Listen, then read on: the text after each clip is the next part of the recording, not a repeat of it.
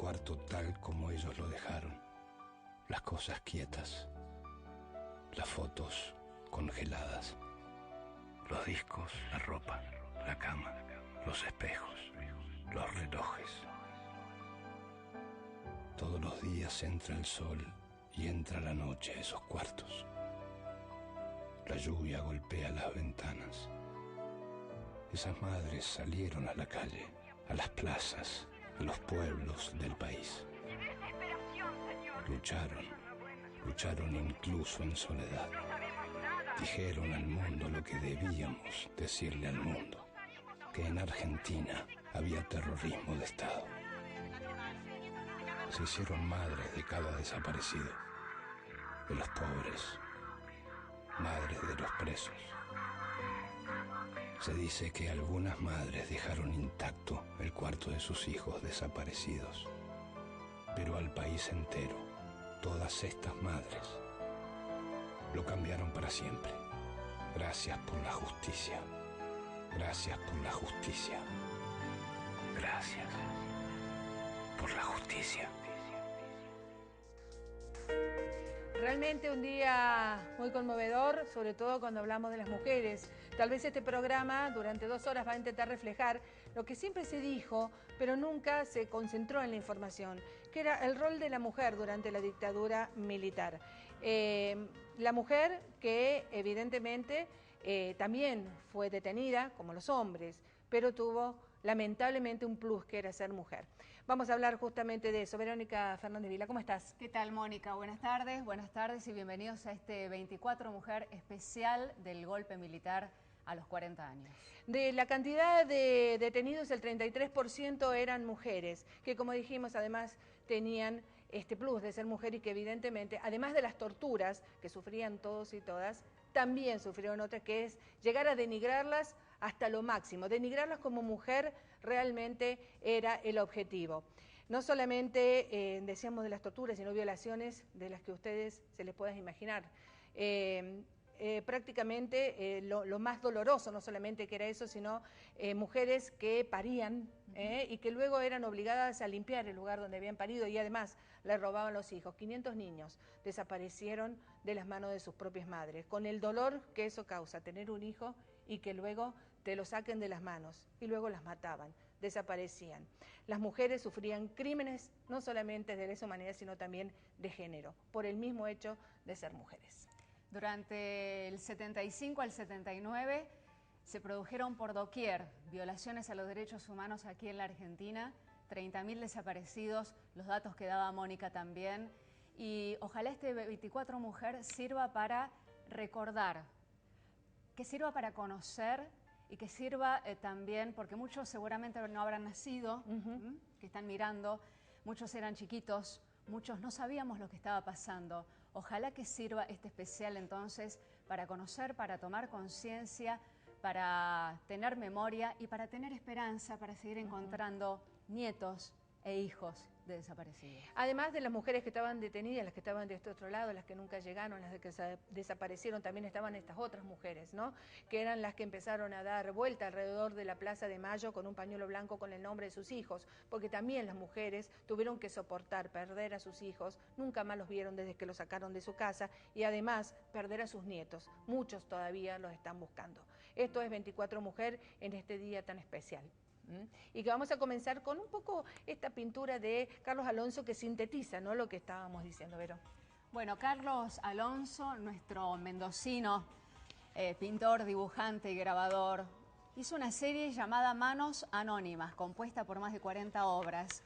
Es un apabullante relato visual sobre la violencia política y los horrores de la dictadura. Y hay una anécdota tremenda que cuenta Carlos Alonso, dice: cuando expuse por primera vez algunos cuadros de la serie Manos Anónimas en la Galería Palatina de Buenos Aires, me tocó escuchar un comentario que aún no terminé de descifrar. Una tarde en la que recorría mi exposición vi a 2 señoras elegantes que charlaban animadamente frente a una de las obras, un tríptico con figuras de tamaño natural. Es lo que estamos viendo ahora, en este momento. Sí. A la izquierda se ve a una mujer embarazada cuyo vientre es pateado por una bota militar. A la derecha Otra mujer semidesnuda que es acosada por manos militares que le aprietan el cuello. Y en el centro de la obra se ve una tercera mujer de frente al espectador que es oprimida por unos pies enormes sobre sus hombros que la hunden en un pozo o también puede ser una tumba. Ajá. Y el comentario que escuchó Carlos Alonso por parte de estas dos señoras ahí que estaban recorriendo animadamente la muestra es: ¡qué hermoso! Y sí, es fantástico, le contestó la otra. Ay, por favor. Qué lindo todo. Por favor. No entendían, evidentemente no entendían, lástima que además eran mujeres, pero bueno, vamos a comenzar este programa justamente recordando a las abuelas de Plaza de Mayo, como le dijimos, aquellas mujeres que le decían las locas de la plaza, que como no las dejaban reunir porque había toque de queda, porque no se permitían las reuniones, entonces empezaron a caminar, hacían ronda en la Plaza de Mayo. Este es justamente un extracto de La República Perdida, el documental realizado en 1986, ¿no? La segunda parte. La segunda parte, justamente aquí es donde aparecen la historia de las madres de Plaza de Mayo.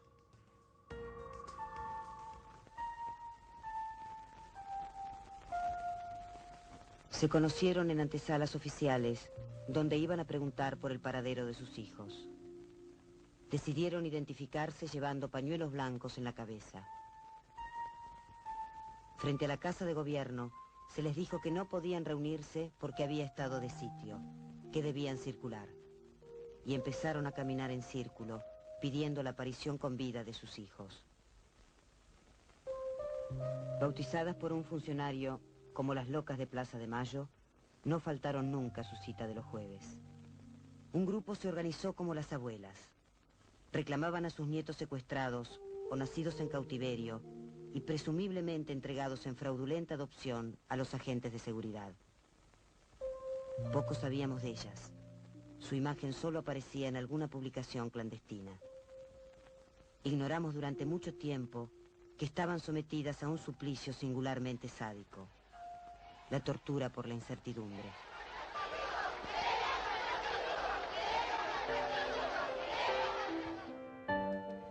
La tortura por la incertidumbre, esa es otra arista, ¿no?, de las torturas que sufrimos los argentinos hace 40 años atrás, cuando comenzó toda esa debacle. Bueno, y vamos a dar paso, ya vamos a darle bienvenida a María Teresa Machelo. Hola, ¿cómo estás, María? ¿Cómo estás, Mónica? Gracias por la invitación a tu programa. Bueno, sobre todo, porque vos conoces mucho de esto, has estado en todos los juicios, has estudiado mucho, has leído mucho, has vivido mucho además, ¿no? También, un poco. Entonces, bueno, vamos a hablar justamente de todo esto y te damos también la bienvenida a nuestra invitada, la primera de esta tarde, a Mercedes Mechi Ferreira, fotógrafa. ¿Cómo estás? ¿Qué tal? Hola, buenas tardes.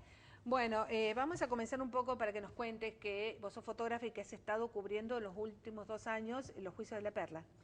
Sí, la de la mega causa, ¿no? Sí. Yo en realidad entro porque yo soy familiares de desaparecidos, milito ahí, soy militante de familiares desaparecidos y detenidos por razones políticas, represento al diario Será Justicia, y entonces a partir del diario Será Justicia empecé yo a sacar la foto, antes la sacaban otros chicos, y empecé a sacar la foto y bueno, y cada vez me fui comprometiendo más con la foto y cada vez me interesó más y bueno, y tengo un archivo como muy grande que fui juntando en estos 2 años sobre los imputados, digamos, que están ahí en las fotos. Ajá, las estamos viendo justamente. Las estás exponiendo en este momento, ¿no? Estoy haciendo una instalación. Sí. También he dado fotos también para el Diario de Hijos, para Marta Platea, para la página 12, digamos, distribuyo mucho mis fotos. ¿Y a dónde tenés la instalación en este momento para quienes quieran ir? En el archivo de la memoria. En el archivo de la memoria. En el archivo de la memoria, ahí están mis fotos. Mónica, no sé si te parece que podríamos, para ubicar quién es Mechi, que es una periodista ahora, una artista visual, pero que nos cuente qué sufrió ella, ¿no es cierto? Como su familia. Claro, nosotros somos 9 hermanos, en el 76, ya estando preso mi hermano Alejandro en Rawson, que él estaba desde el 70, a finales del 73, o algo así, ya estaba preso en Rawson, y con todo un conflicto familiar muy grande, porque estaban mis hermanos bastante dispersos, unos clandestinos y otros. Ahí mis papás, un 24 de mayo, van a buscar a mi hermano a la casa, a mi hermano y a su mujer.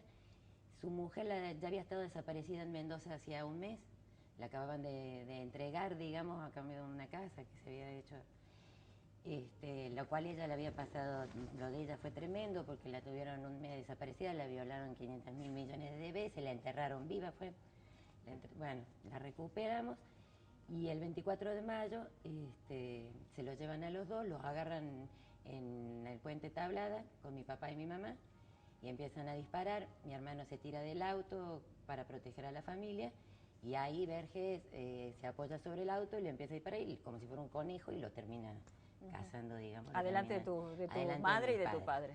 Entonces de ahí lo traen y le dan 24 horas para salir a mi papá, pero nosotros somos 9, yo tenía 8 y entonces éramos muy chicos, habíamos encontrado al chico muy chico, entonces bueno, mis papás terminan yéndose al exilio con todos nosotros, dejando a mi hermano ahí. Después cuando volvemos, estamos 9 años exiliados, cuando volvemos nos enteramos que pasaron por La Perla, que estuvieron los dos en La Perla, pero mi hermano lo matan ahí nomás, entre Vergel y Acosta.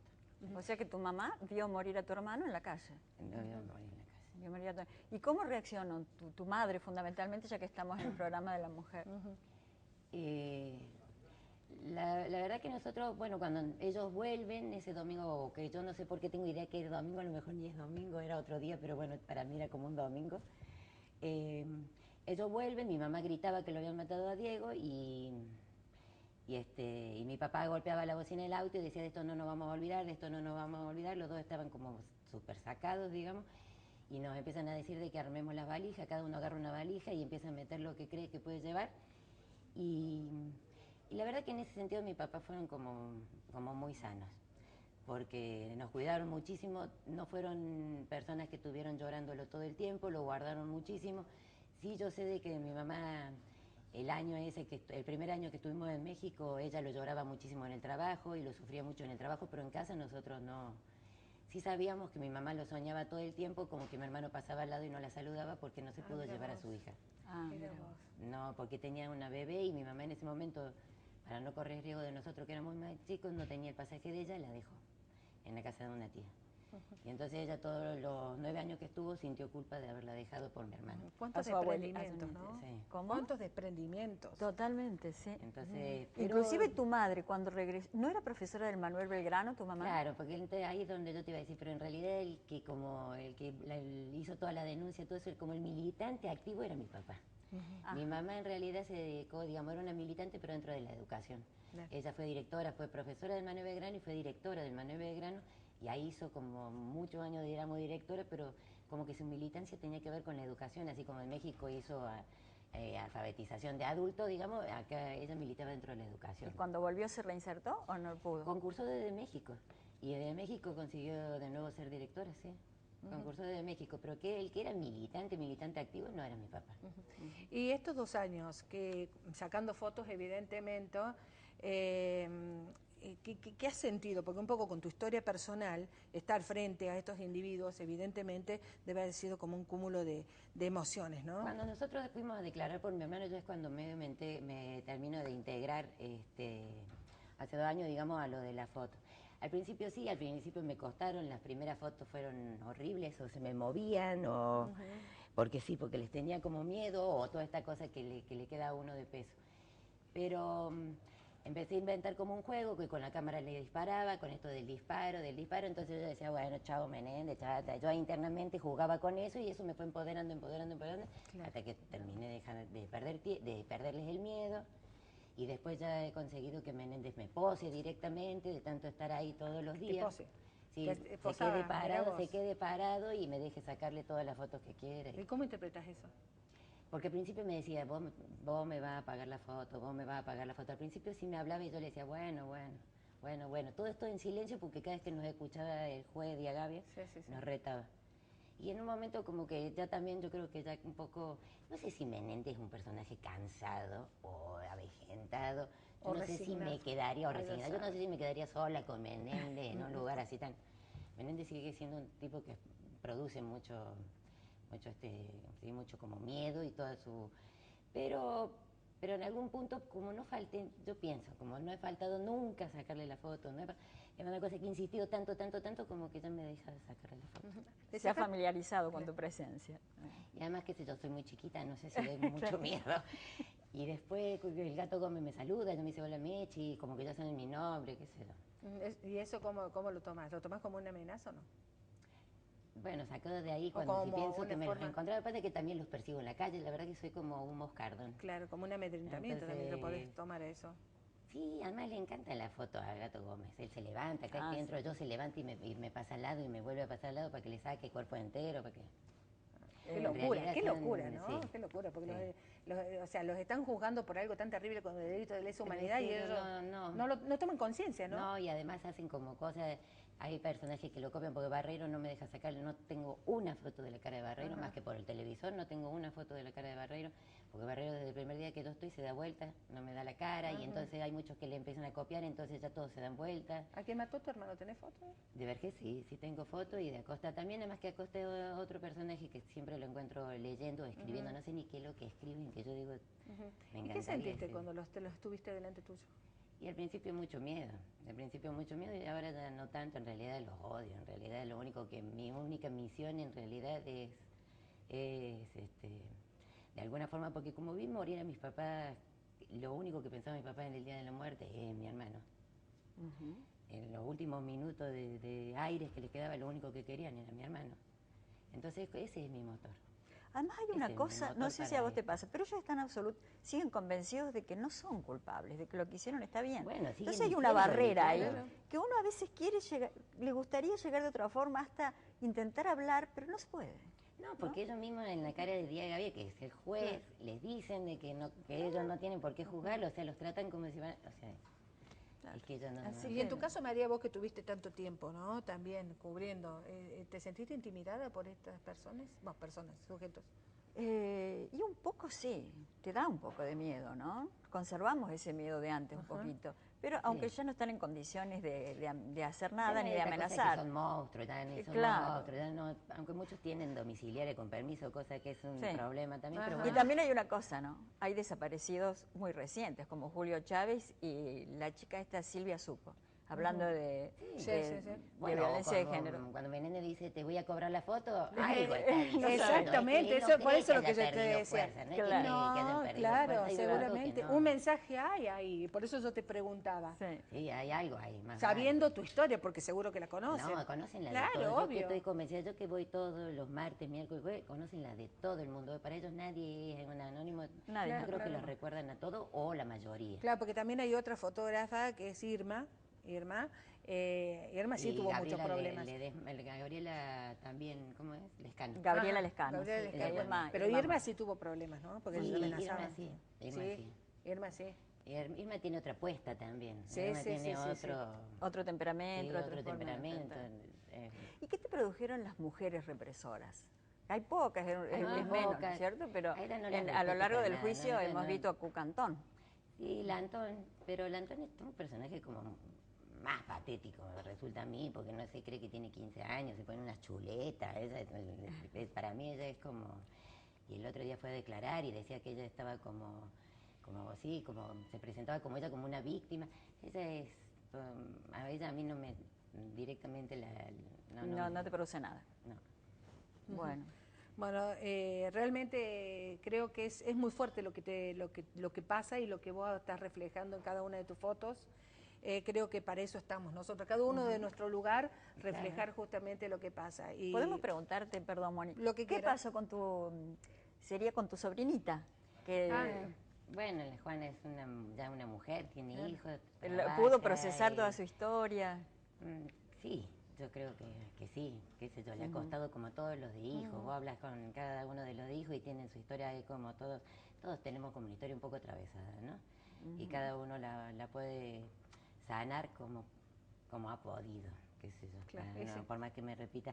Pero bueno, pero yo creo que la familia y el amor familiar y si todo, yo creo que si cada uno, eso es cierto, que si cada uno lo ve como un tema individual o un problema individual, es muy difícil. Claro. Si lo ves como una historia de un contexto y si ves como que en realidad no hay un solo... El otro día leía que había una nota sobre nietos y digo, qué bárbaro, se va extendiendo, esto es una cosa que es como dentro de la historia argentina, dentro de Latinoamérica, y si lo vemos así, duele menos quizás. Después, bueno, si vas a lo personal, seguro, un poquito más. Claro. Ahí están las fotos de Vergés con la foto de Macri y Aguada, que la cosía en un bolsito que fue tan... No, ese es Vergés. Ese es Vergés. Ese Vergés en el juicio cosiendo un bolsito con Macri y Aguada, pero bueno, es otro. Bueno, te agradezco mucho, Mechi, que hayas venido, que hayas compartido con nosotros todas estas vivencias. Para mí la verdad es el vago para eso. Muy bien, nosotros ahora nos vamos al corte, ¿sí? Nos vamos al corte justamente con esto que tiene que ver con las abuelas de Plaza de Mayo, también una manera de recordar a estas mujeres que se quedaron de este otro lado también resistiendo.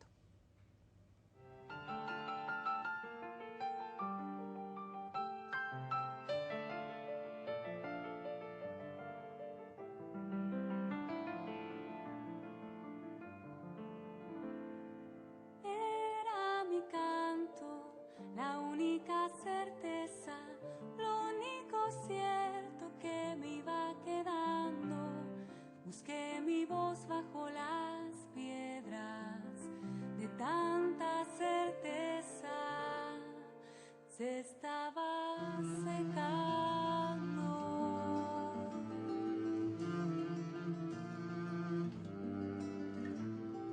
Era mi pecho un pájaro mudo, era mi pecho, mi alma tierra movida, como la tierra de los hormigueros, de los hormigueros. Me até el pelo y salí, fui murmurando mi nombre para aliviarle tu olvido. Me fui murmurando mi nombre para curarle.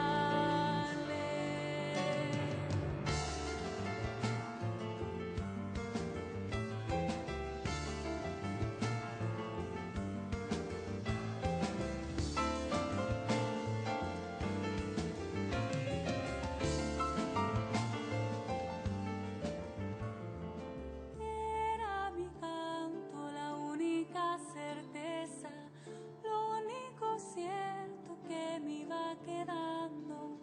Busqué mi voz bajo las piedras, de tanta certeza se estaba secando. Era mi pecho un pájaro mudo, era mi pecho, mi alma tierra movida, como la tierra de los... Desempeñar con lealtad y patriotismo el cargo de miembro de la Junta Militar. A 40 años del golpe cívico-militar. Transmisión especial. Con móviles en vivo, informes especiales y entrevistas. Porque ya no sabemos a quién recurrir. Quiero utilizar una frase que no me pertenece, porque pertenece ya a todo el pueblo argentino. Señores jueces, nunca más. Día de la Memoria por la Verdad y la Justicia. Este jueves, desde las 18, por CBA 24N. La señal de CBA 24N ya está en todas partes. Dapiero Restobar, La Pana, Vía Nueva Coffee, Michael's Bar. CBA 24N.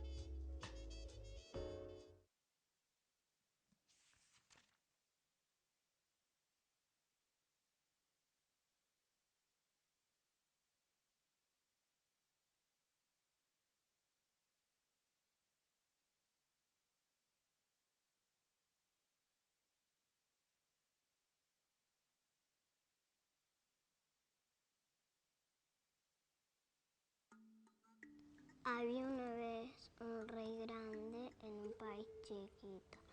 En el país chiquito vivían hombres, mujeres y niños, pero el rey nunca hablaba con ellos. Solamente les ordenaba y como no hablaba con ellos, no sabía lo que querían y lo que no querían. El rey grande del país chiquito ordenaba, solamente ordenaba. Entonces se encerró en el castillo y pensó, Y pensó hasta que se decidió. Ordenaré que todos pinten sus casas de gris.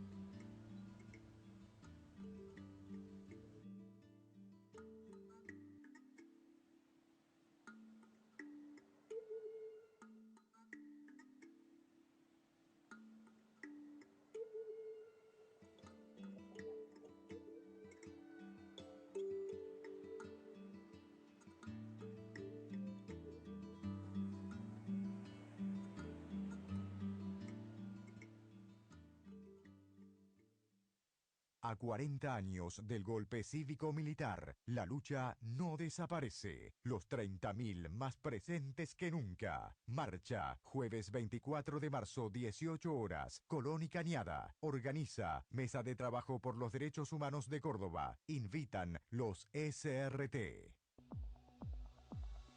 La síntesis informativa de la jornada. Una mirada distinta en los noticieros locales. Crónica de Medianoche.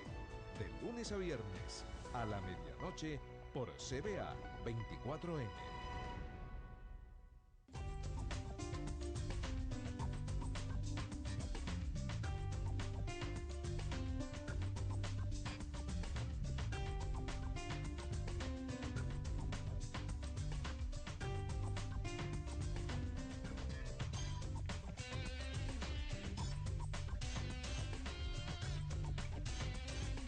La Lechería TV, sábado a las 12, por CBA 24N. El análisis en profundidad de todos los temas de actualidad, con la conducción de Alfredo Gurucheta. Con sentido común, viernes a las 21 por CBA 24N.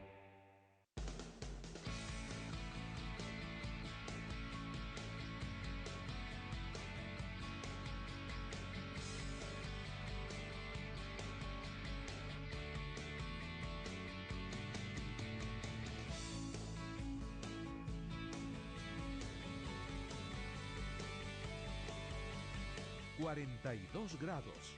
...sábado a las 11:30... ...por CBA 24N. Historias de vida de personajes populares... ...que formaron nuestra identidad nacional. Personas que viven en el alma y en la memoria colectiva. Rescatar su obra... ...traerlos de regreso a la memoria... ...volver sobre su historia y el aporte a la construcción de un ser nacional... de lo popular que nos identifica como argentinos. Soy del Pueblo, lunes a viernes a las 22:30, por CBA 24N.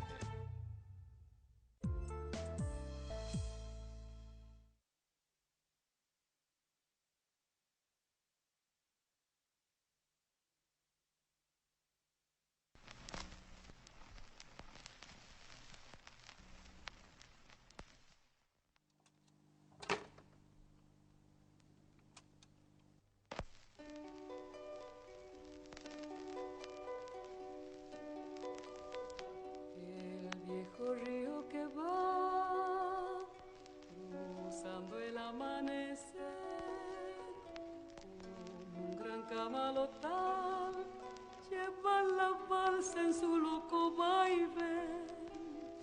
Rumbo a la cosecha, cosechero yo seré, y entre copos blancos mi esperanza cantaré. Con manos curtidas dejaré en el algodón mi corazón. La tierra del Chaco, quebrachera y Montaraz prenderán mi sangre con un ronco zapucay, y serán el surco mi sombrero bajo el sol, faro de luz. Algodón que se va, que se va, que se va, plata blanda mojada de luna y sudor, un ranchito borracho de sueños y amor quiero yo. Algodón que se va, que se va, que se va. Ahí estamos viendo y escuchando, porque en el momento de la dictadura militar hubo muchísimas canciones prohibidas por sus letras y por supuesto también muchos de los artistas tuvieron que dejar el país. Una de ellas, la que escuchábamos, Mercedes Sosa, Pedro Canoero, entre otros, por supuesto. Muy bien, y vamos a hablar justamente después sobre Mercedes Sosa, que fue detenida inclusive en un momento y tuvo que irse del país y regresar cuando ya prácticamente estaba la era democrática aquí en la Argentina. Pero bueno, vamos a ver, comenzamos este programa hablando de lo que habían sufrido las mujeres cuando eran detenidas, justamente por su condición de ser mujer, más allá de las torturas. Y esto tiene que ver con lo que le vamos a presentar, que es una serie de testimonios de cordobesas que estuvieron detenidas. Es un documental que se llama Lesa Humanidad, realizado por el programa Violencia de Género en Contextos Represivos de la Secretaría de Derechos Humanos de Córdoba. Allí aparecen muchos testimonios de mujeres que sufrieron durante su detención y aquí lo vemos.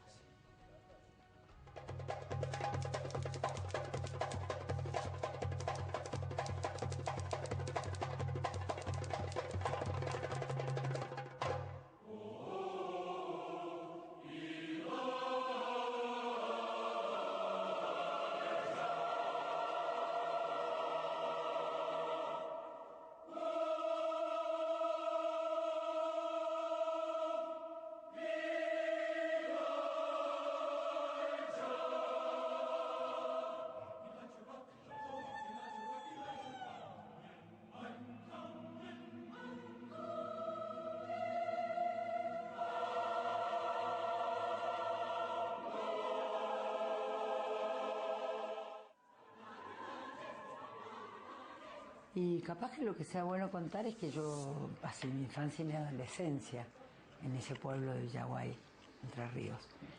Y justo nos vinimos a vivir a Córdoba cuando yo iba a ingresar a la facultad. Pero toda esa efervescencia política me lleva sí o sí a militar. Digamos, no, las opciones no eran muchas en esa época. Era, o te comprometías por una situación que era obvia, o terminaba con Palito Ortega. Pero era como que había sido en otra época. Entonces, cuando se da el golpe del 66, a mí me da como mucha bronca. Y no algo que tuviera que ver con una cuestión así ideológica. No, simplemente decía, bueno, ¿y estos quiénes son para venir a sacar un presidente? Y lo detienen también a mi papá. O sea, no solamente me llevan detenida a mí, sino que también detienen a mi papá. Y ahí, digamos, quien me detiene es la gente de la D2. Lo que hoy conocemos por la D2, que en esa época era Informaciones. Me había casado ese 3 de enero. Así que cuando me secuestran a mí yo tenía 24, 25 días de casada.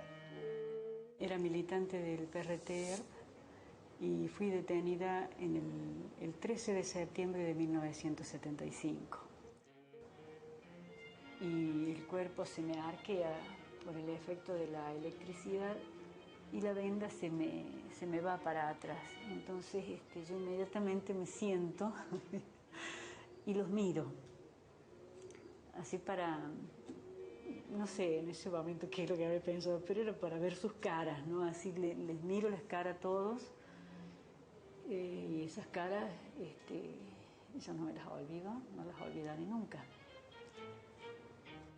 Yo he hablado siempre, o sea, en el libro lo especifico, o sea, no doy detalles porque no doy detalles de nada, pero sí hablo de que fui violada, de que yo estuve embarazada, que pierdo el bebé, y de los manoseos de Mono Ruiz también.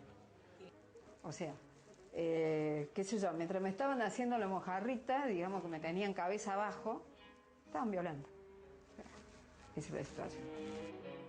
Que no me salga ningún nombre, que no me salga ningún teléfono, que no me salga la memoria. Pensaba eso para poder rechazarlos. Y era más importante eso que lo que me estaba pasando físicamente. Los hombres son dioses muertos de un templo ya derrumbado, ni sus sueños se salvaron, solo una sombra quedó. Y paso las madrugadas buscando un rayo de luz, porque la noche es tan larga. Guitarra, dímelo tú.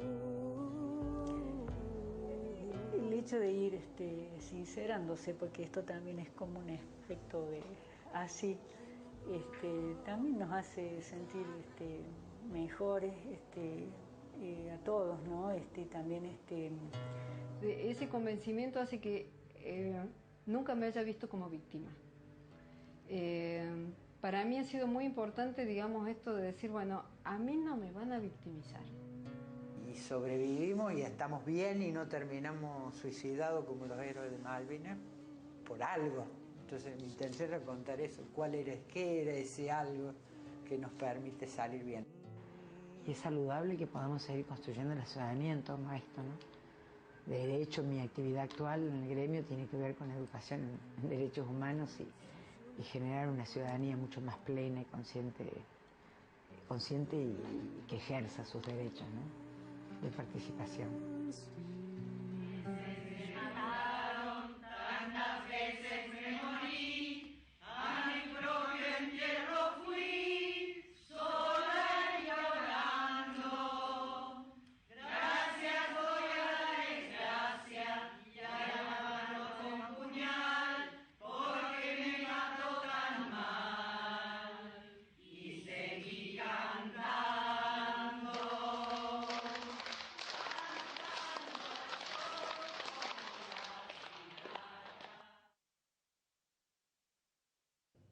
Bueno, y terminaron cantando, ¿no? Sí, terminaba cantando nuestra querida Liliana Herrero, argentina, entrerriana ella, para cerrar esto que estábamos comentando del documental Lesa Humanidad. Bueno, y escuchábamos los testimonios, ¿no? Y dijimos que el 33% de los detenidos en aquella época eran mujeres. Y estamos con una de ellas que ha venido a visitarnos, Liliana Callizo. ¿Cómo estás? Hola, buenas tardes. Gracias por estar aquí. Liliana, buenas tardes. ¿Qué tal? Bueno, ¿dónde estuviste detenida y cómo fue tu detención? Contame. Sí, estuve detenida, o sea, secuestrada en el campo La Perla y me detuvieron en una casa donde yo vivía con el grupo de tareas, digamos que se llamaba, pero era el Tercer Cuerpo de Ejército y fuerzas militares, digamos, del Tercer Cuerpo de Ejército.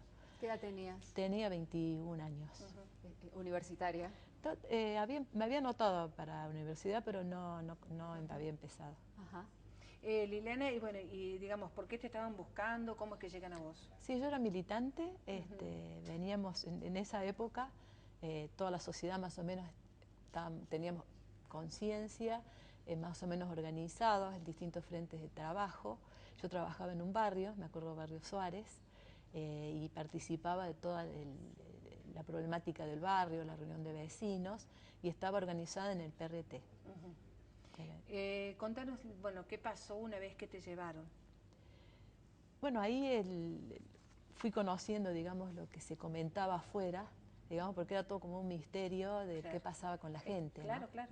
Entonces había muy poca, no sé si no se sabía tanto, yo creo que se trataba de tapar lo que se sabía, no se asumía esta situación, tanta violencia.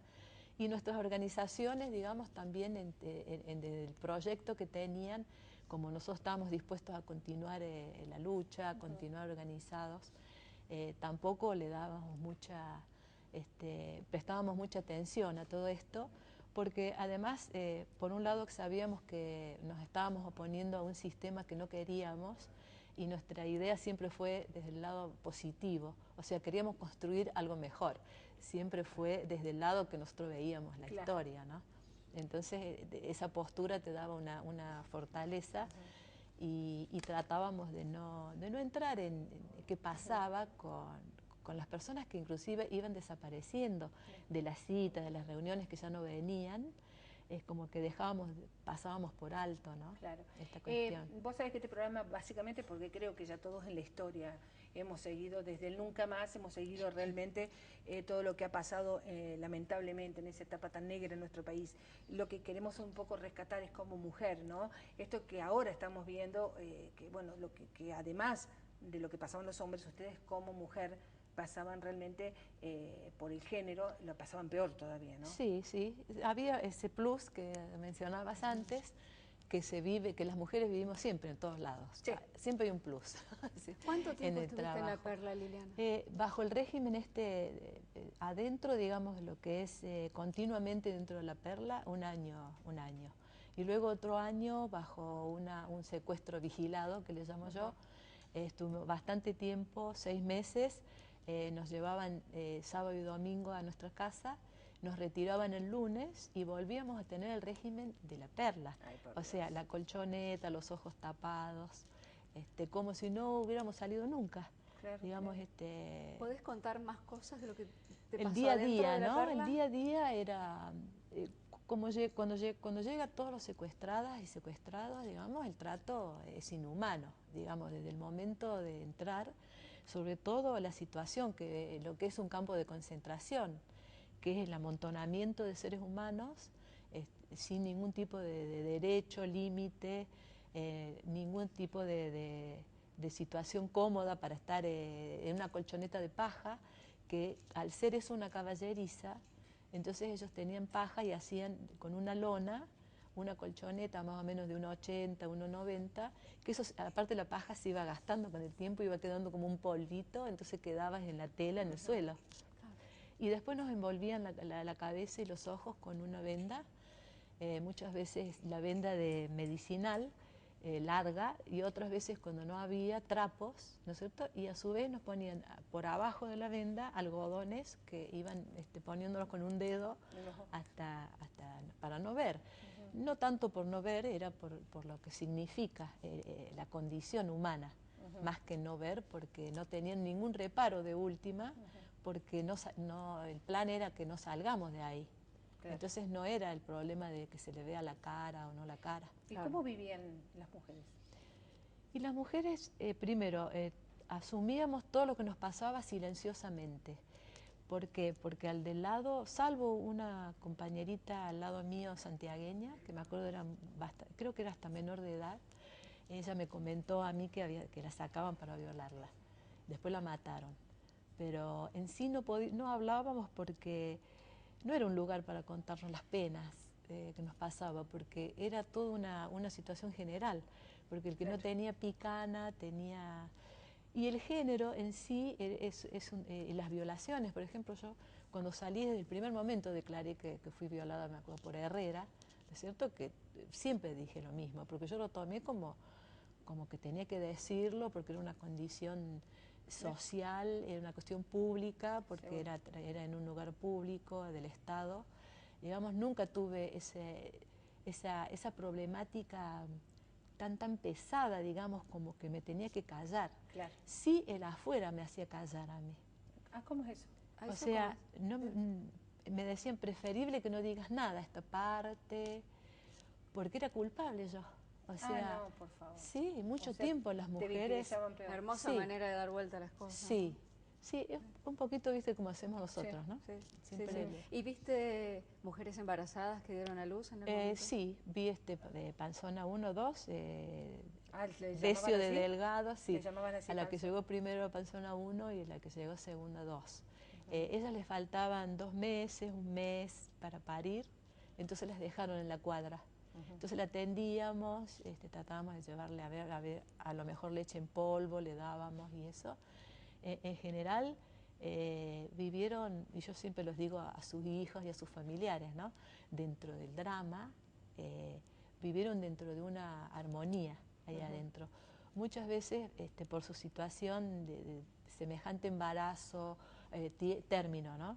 Todo lo demás le hacíamos como Así es la vida, la película italiana, no le decíamos el final, nada. Entonces, bueno, estaban preocupadas, pero no, más preocupadas estaban que naciera bien su hijo o hija, que tal la vez por el situación futuro, personal. justamente por el futuro de sus hijos, sin duda, sí. claro. Sí. Y esos hijos, vos recién me contabas que fueron a su familia, o sea, no los robaron. No, esos chicos no. ¿Cómo siguió tu vida después que saliste de ahí? Cuando salí... Por suerte tuve... Lo que yo intuyo es que fue años y años de terapia. Sí, no hice nunca terapia. Pero vos. Eso es lo primero que podía llegar a intuir y qué bueno el proceso de recuperación en solitario también. Sí. ¿Sabes? Yo pienso que todos los casos son personales y particulares. No todos actuamos y tenemos las mismas formas de resolver las cosas, ¿no? Desde lo que yo viví, por ejemplo, siempre decía, inclusive cuando estaba secuestrada, mi dolor no es el más grande de todos los dolores. Yo siempre decía lo mismo. O sea, lo que a mí me pasa no es lo más grande del mundo. Es ¿no? toda una forma de ver las cosas. Claro. Entonces, y después lo mismo, o sea, nosotros trabajábamos mucho con los sectores muy marginales de la población. Entonces, nunca me olvidé de esa parte, ¿no? De que muchas veces sin tener un ejército, una cárcel, en un barrio se viven situaciones sumamente dramáticas. Y había vivido yo, había visto todo eso, ¿no? Claro. Entonces, por ahí me sentía como que tampoco tenía mucho derecho de... Claro, y además yo estaba escuchando los testimonios que veíamos antes y decían que tal vez el convencimiento digamos, de por qué estaban peleando, cada uno de donde estaba, era como que también hizo sobrellevar después mejor este tema, no victimizarse. Sí, eso depende de cada cual. Claro. Yo me valí mucho también de lo que leía antes. Por ejemplo, siempre me agarré en una lectura, ¿no? A mí cuando me secuestran estaba con un compañero que a él lo matan, Raúl Levín, el Colo, que nos habíamos propuesto, como no teníamos ni tiempo por nuestra militancia y la situación de la represión que había en ese momento, de dedicarnos muchos a leer y a prepararnos. Porque en sí teníamos esa cuestión, ¿no? De una formación política, necesitábamos conocer historia para saber en qué situación estábamos, ¿no? Entonces no teníamos tiempo y él era un gran lector, era estudiante de abogacía, y me dice si yo conocía a Semprún, que es un filósofo español que estuvo en la Resistencia, hizo unos libros recopilando todo lo que fue la guerra europea. Y le digo yo sí, de nombre un poco, pero no sé su historia. Uy, me dice, hay unos libros muy interesantes de los campos de concentración, me decía él. Y tenemos que leer mucho porque nos puede pasar. Entonces nos juntábamos a la noche y hacíamos una pizza, ¿de acuerdo? Yo estaba en la casa de otra amiga que tenía 2 niños, preparábamos todo, hacíamos la pizza esta de cebolla, porque no teníamos que ponerle mucha cebolla, y nos poníamos a leer a Semprún. Eran los campos de concentración. Y así donde me secuestran estábamos leyendo eso. ¿no? Lili, con esto que estamos hablando, el tema del género, el tema digamos, de las violaciones a las mujeres justamente, a los derechos humanos de las mujeres por ser mujeres en esta etapa, ¿vos pensás que hace falta, que el Estado todavía está debiendo algo? Sí, pienso que el Estado siempre está al servicio de la conciencia que alcanza la población, porque es una respuesta a situaciones, digamos, yo veo que el tema de las mujeres también tampoco hay un frente común de mujeres. No. Hay muchas cosas aisladas. Claro. Son todas Entonces cosas eso aisladas. sí, el Estado va respondiendo, pero las instituciones van por atrás de la realidad social y de las mujeres en este caso. Entonces vemos que y la justicia de Córdoba, por ejemplo, también va atrás de lo que es la justicia de Buenos Aires, del sector de la justicia de Buenos Aires. Estuviste mucho tiempo en España, ahí te recuperaste, ¿tenías bronca, resentimiento hacia el país? No. ¿Lo que había pasado? ¿Lo que te había pasado? No, así, estos sentimientos así como negativos tampoco los quise tener con nadie, ¿no? Ni con nada ni con nadie. Entonces, y también reconozco, yo he querido siempre a mi patria, digamos, y por eso luchaba, así que tampoco tenía... Las personas no tienen nada que ver con la historia cultural de un país y donde yo me sentía... Lo que sí me daba rabia es que yo me tuviera que ir del país y quedarse todos los más. Pero bueno, te rescataron tus amigos. Pero en general la ley está hecha así, porque el refugiado es la víctima y el que se queda es el victimario. Siempre pasa, ¿no? Y sigue pasando. Exacto. Gracias, Lili. Muchísimas gracias por haber estado con nosotros y haber tenido esta deferencia de dar tus testimonios. Bueno. Y bueno, y nosotros nos vamos ahora, nos vamos al corte, también con una mujer que sufrió, y vamos a hacer una recopilación sobre todo lo que pasó a Mercedes Sosa, que tuvo que ir del país, que primero estuvo detenida y que luego, ante las amenazas, tuvo que irse de la República Argentina. Ya volvemos con este clip. Se fue enredando, como en el muro la hiedra. El reconocimiento y el éxito tardaron más de la cuenta en llegar. El talento de la negra no merecía esperar tanto. Y cuando llegó, provocó algunas zozobras en esta tucumana de origen humilde, fuerte y sensible, que acababa de separarse del padre de su primer hijo. En Panamá con vino en casa, una guitarra, bombo y violín. Mercedes? Sí, tenemos que ser 100. Porque esto sale para todo el mundo y es para siempre. Esto es para siempre. Es decir, si no lo hacemos ahora bien, toda la vida vamos a vivir odiándonos por haberlo hecho mal a una canción. Por ese entonces ya era la negra absolutamente consagrada y no descansaba. Imaginémosla varias décadas atrás, sin tanta experiencia, pero con un inmenso talento por explotar. Me vestiré de madre con sus sonrisas. Ay, qué camino tan desparejo, la angustia cerca y mi niño lejos. Ay, qué camino. Pero llega el tiempo de las sombras, viene el tiempo de la dictadura, viene el tiempo o de los años violentos primero. Tantas veces me mataron, tantas veces me morí, sin embargo estoy aquí resucitando. Las amenazas ocurrieron en 1975.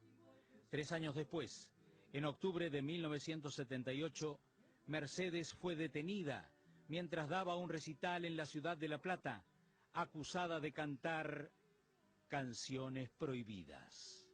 Hasta entonces, ella había insistido en quedarse en el país. Pero el 2 de febrero de 1979 se fue. Así empezó el exilio. Cantando al sol como la cigarra, después de un año bajo la tierra, igual que sobreviviente que vuelve de la guerra, porque me duele si me quedo, pero me muero si me voy.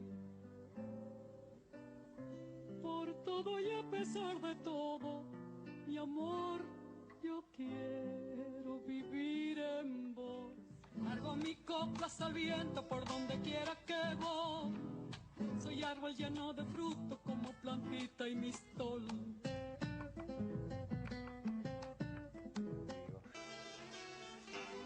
El tiempo pasa, nos vamos poniendo viejos.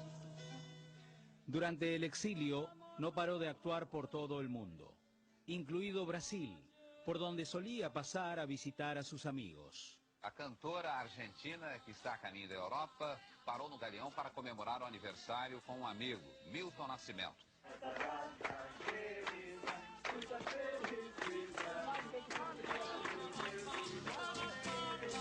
María, María es un don, es el sueño, el dolor de una fuerza que nos alerta. Una mujer que merece vivir y amar como otra mujer del planeta. En febrero de 1982, luego de 3 años fuera del país, la negra volvió a la Argentina para cantar en el Teatro Ópera.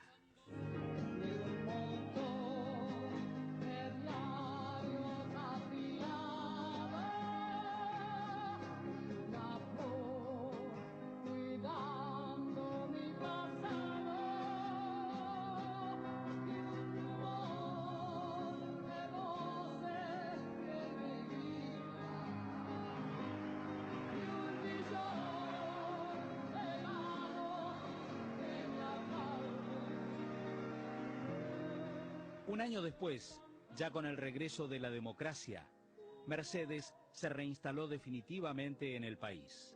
En los años siguientes, se transformaría en la madre de artistas de otros estilos y de otras generaciones. Monstruo grande y pisa fuerte, toda la pobre inocencia de la gente. Si un traidor puede más que unos cuantos, que esos cuantos no lo olviden fácilmente.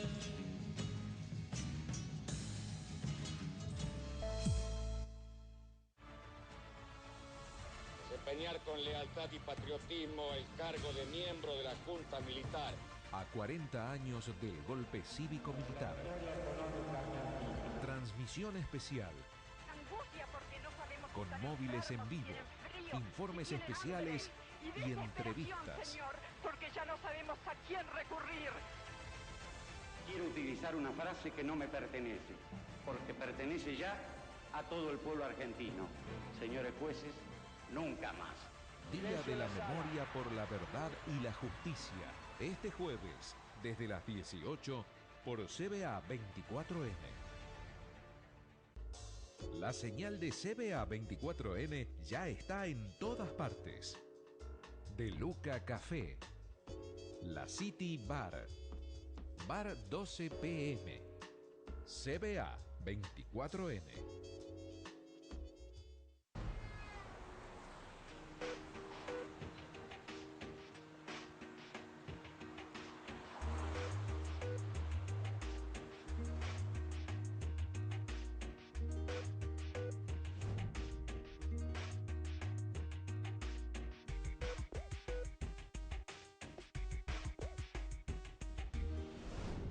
En la madrugada del 24 de marzo de 1976, vehículos con tropas militares abandonan los cuarteles y se desplazan por las calles de las principales ciudades del país. Los edificios de gobierno y los medios de comunicación son ocupados por las Fuerzas Armadas y poco tiempo después, un breve comunicado emitido por cadena nacional anuncia el fin de la democracia. Durante la noche, grupos de tareas allanan instituciones y viviendas y secuestran a cientos de personas. A pesar de todo, la mañana se inicia con naturalidad y solo algunas señales dan muestra de la tragedia que se cierne sobre la Argentina. En Córdoba, la gobernación y la municipalidad son intervenidas y el panorama de sus calles es el mismo que el que se repite en cada provincia. Por supuesto, todos los diarios de Córdoba destacan con grandes titulares lo que acaba de acontecer en el país. En la ciudad de Córdoba el clima es de absoluta normalidad. Pero como es de suponer, aún continúan las patrullas militares por distintos lugares de la ciudad. No se ha producido ningún tipo de incidentes en la ciudad de Córdoba. En medio de una estricta vigilancia militar, muchos argentinos parecen recibir con alivio e indiferencia el cambio de gobierno. Este es el aspecto que presenta el área peatonal. La cantidad de público es menor, pero esto se debe indudablemente a las circunstancias que se están viviendo. Pero tras la aparente normalidad, las Fuerzas Armadas llevan a cabo un operativo cuidadosamente planificado. Durante el transcurso del día, las detenciones se multiplican. Cientos de militantes políticos, gremialistas, intelectuales y periodistas son sorprendidos en sus viviendas o lugares de trabajo. Y este es el panorama frente a la jefatura de policía. Se han producido detenciones de exfuncionarios y también de algunos gremialistas. Como es de suponer, hay distintos grupos que comentan los últimos acontecimientos. Entre tanto, para esta noche se anuncia ya la reanudación de los diferentes espectáculos públicos.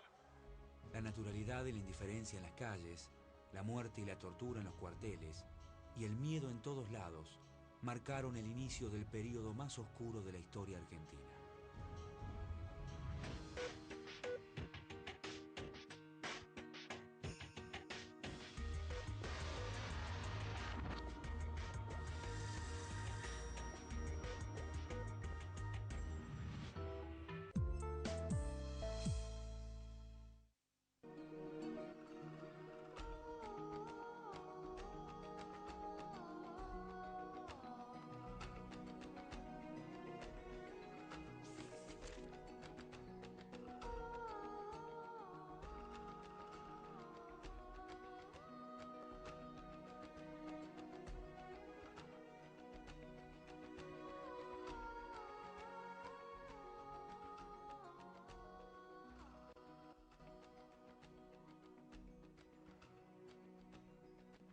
¿De qué te quejas, Víctor?, interrumpió un osito gritando desde su encierro.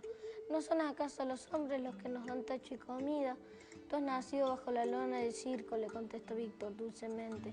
La esposa del domador te crió con mamadera. Solamente conoces el país de los hombres y no puedes entender aún la alegría de la libertad. ¿Se puede saber para qué hacemos huelga?, gruñó la foca coleteando nerviosa de aquí para allá. Al fin una buena pregunta, exclamó Víctor entusiasmado, y ahí nomás les explicó a sus compañeros que ellos eran presos, que trabajaban para que el dueño del circo se llenara los bolsillos de dinero, que eran obligados a ejecutar ridículas pruebas para divertir a la gente, que se los forzaba a imitar a los hombres, que no debían soportar más humillaciones.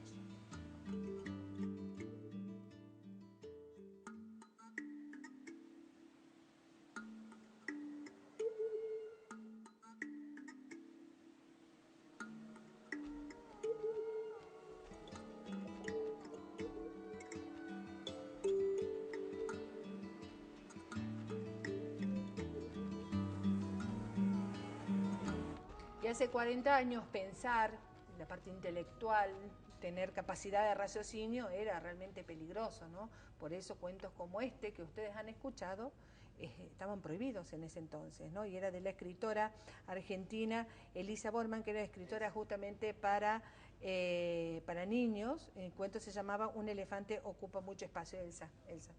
Este es justamente el cuento que le estábamos presentando. En ese entonces era prohibido, ahora podemos hacerlo en libertad. Ahora tenemos otra invitada realmente de lujo y que sabe mucho de lo que estamos hablando, la fiscal federal Graciela López de Filonio. ¿Cómo está? Gracias por venir. No, gracias a ustedes por convocarme a este programa, sinceramente. En un día muy especial. Muy especial, ya lo creo. Usted sabe que básicamente estamos tratando el tema de las mujeres, que fueron el 33% prácticamente de las detenciones, de lo que pasaron, porque además de ser unas secuestradas y detenidas, eran mujeres, ¿no? ¿Usted cómo lo ha vivido en todos estos procesos y en todos estos testimonios que lleva adelante el año 98? Bueno, justamente yo vengo escuchando, porque además de toda la demás prueba que os va a unir, yo vengo escuchando los testimonios de los sobrevivientes a partir del año 98, cuando yo comienzo con la verdad histórica. Los relatos son realmente espeluznantes, pero en el caso de las mujeres fueron las mejores testigos que yo tuve. Yo lo dije en el primer juicio, en el juicio de Brandalizi, que yo participé como fiscal de juicio, y en el alegato lo dije. Refiriéndome exclusivamente, digamos, al campo de concentración La Perla, porque hubo muchos centros de detención clandestinos. Pero de los 17 sobrevivientes de La Perla, los mejores testimonios fueron el de las mujeres. Uno de ellos, el de Liliana Callizo, que se acaba de ir, son veraces, y uno piensa cómo pueden relatar y con serenidad lo que pasaron, porque fueron secuestradas, alejadas, desarraigadas totalmente de su familia, de su hábitat, sin saber si iban a sobrevivir o no iban a sobrevivir, torturadas permanentemente y vejadas sexualmente. Claro. Los represores no tenían absolutamente, si ignoraban el valor vida, ignoraban todos los demás valores, ¿no es cierto? Eran bestias. Realmente los represores en los campos de concentración se comportaban como bestias. Doctora, y lo puedo decir después de mucho escuchar. De mucho escuchar, sí. De mucho escuchar. ¿Y en qué difiere de los testimonios de los hombres? ¿Es como que las mujeres tuvieron más capacidad de resiliencia? Con respecto a las vejaciones sexuales, las mujeres lo dicen, la mayoría de los hombres no. No. La mayoría de los hombres no lo dicen. Ahora, o sea que hay como más valentía en el testimonio de las mujeres. Pero a tal punto de denunciarlo, porque usted ahora está instruyendo una causa por vejación sexual, por violación. Ya está. Yo ya la tengo instruida. Es así, cuando comenzamos con esto, voy a hacer una breve reseña. Yo estuve con la verdad histórica desde el año 98 hasta el 2 de octubre del 2001, que me planto y pido, en concordancia con otros querellantes, la nulidad de las dos leyes de la impunidad, de la obediencia debida, punto final, y del indulto, en 1289, del expresidente Menem. Y ahí comienza toda mi lucha para que se pudiera hacer efectiva la persecución penal de los represores. Claro. ¿No es cierto? Ahí comienza. ¿Qué pasa? En estas primeras promociones de acción penal, había directivas de la Procuración General de la Nación y dentro de las torturas gravísimas poníamos las vejaciones sexuales. ¿Por qué? Porque se consideraba, un poco de jurisprudencia es esto, que las violaciones, los abusos sexuales eran delitos de propia mano. ¿Qué quería decir eso? Si a mí venía una víctima y me decía, yo fui violada, y yo le preguntaba, ¿por quién? No sé.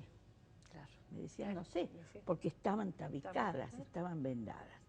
Entonces, en algunos casos sí, en algunos casos, sobre todo en las causas de Río Cuarto, el represor Miguel Ángel Gómez, el gato, era el violador principal número 1 a cara descubierta.